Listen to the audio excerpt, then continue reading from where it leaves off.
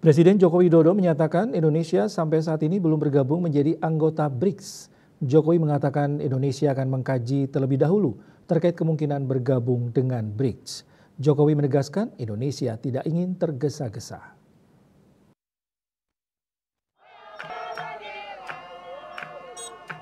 Presiden Joko Widodo menegaskan bahwa Indonesia saat ini belum menjadi anggota baru dari organisasi BRICS. Hal itu disampaikan Presiden Jokowi usai menghadiri konferensi tingkat tinggi KTT BRICS di Johannesburg, Afrika Selatan pada Kamis 24 Agustus 2023. Dalam pernyataan resminya melalui YouTube Sekretariat Kepresidenan, di hari yang sama Jokowi menjelaskan bahwa untuk menjadi anggota baru BRICS, setiap negara harus menyampaikan surat expression of interest, dan Indonesia sampai saat ini diakui Presiden belum menyampaikan surat tersebut.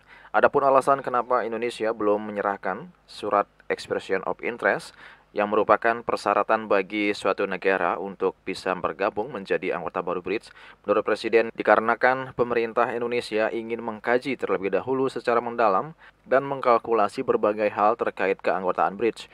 Oleh karena itu, Presiden menegaskan pemerintah Indonesia tidak mau terburu-buru bergabung menjadi anggota BRICS.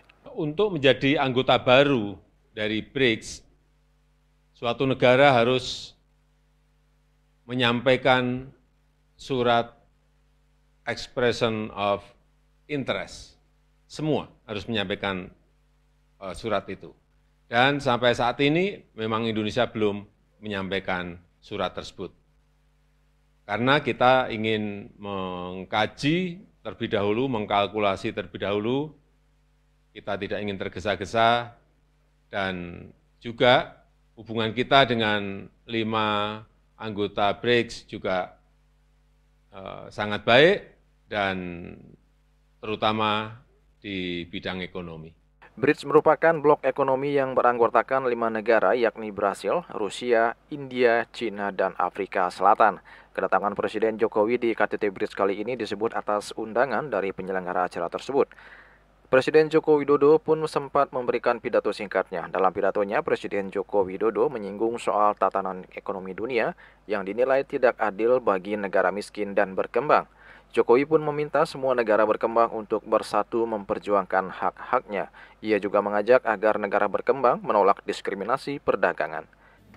Kita semua melihat tatanan ekonomi dunia saat ini sangat tidak adil, gap pembangunan semakin lebar, rakyat miskin dan kelaparan semakin bertambah, dan situasi seperti ini tidak boleh dibiarkan. Negara berkembang harus bersatu untuk memperjuangkan hak-haknya, diskriminasi perdagangan harus kita tolak, hilirisasi industri tidak boleh dihalangi, kita semuanya harus terus menyuarakan kerjasama yang setara dan inklusif.